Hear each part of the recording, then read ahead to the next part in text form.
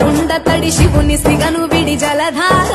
మేడిగడ్డ ఒడి కట్టుకోని గుడి కొలువు తీరనట మనసారా ఏండ్ల గోసలిడి ఎత్తుకెగసిపడి చంద్రశేఖరుని కలదీరా